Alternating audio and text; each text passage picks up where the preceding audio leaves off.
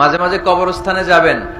আল্লাহ রাসূল সাল্লাল্লাহু আলাইহি ওয়াসাল্লাম বলেছেন, নাহাইতুকুম আন জিয়ারাতিল কবুর আলআনা ফাজুরুহা ফাইন্নাহা তুযাক্কিরুল আখিরা।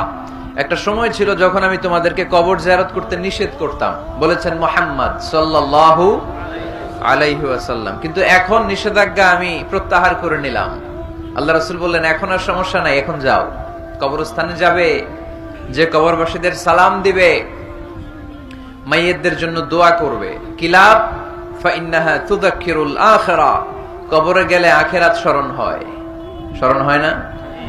আপনার আব্বার কবরে যদি যে দাঁড়ান, আপনার মনে পড়বে, আয় রে, ওই তো 7 বছর আগে আব্বাকে এখানে কাফনের কাপড় দিয়ে পেঁচিয়ে রেখে গেছিলাম, সময়ের ব্যবধানে, কালের আবর্তনে আমার ছেলেটাও তো আমার এখানে রেখে যাবে। কথা বলেন? It's a reminder, it's a live reminder for every human being in the world. এটা আমাদের জন্য একটা জ্বলন্ত প্রমাণ, জ্বলন্ত রিমাইন্ডার। ওয়াযাক্কির ফাইন্না যিকরা তানফাউল মুমিনিন। আল্লাহ রাসূল সাল্লাল্লাহু আলাইহি ওয়াসাল্লামকে আল্লাহ বলেছেন, নবী, মুমিনদেরকে আপনি রিমাইন্ডার দেন, কারণ রিমাইন্ডার মুমিনদের অনেক কাজে দেয়। এরাও একটা সময় ছিল এরকম ওয়াজ শুনতে আসতো, তাই না? আজকে নাই, সব শেষ। আমাদের এই শক্তিও থাকবে না। রং ধরা যৌবন জং ধরে শেষ।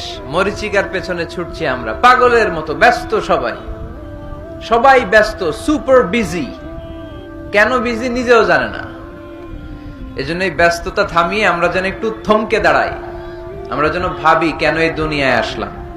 পাগলের মতো এই মরিচিকার দিকে, এই ধোকার দিকে যেন আমরা ছুটে না বেড়াই। এই মাহফিলগুলো একটা রিমাইন্ডার, ঠিক কিনা? এরকম ময়দানে, খেতে, ফসলের খেতে শীতকালে তাফসীর প্রোগ্রামের এই ইতিহাস, এই ট্র্যাডিশন, এই ঐতিহ্য আমার মাতৃভূমি বাংলাদেশ ছাড়া পৃথিবীর কোথাও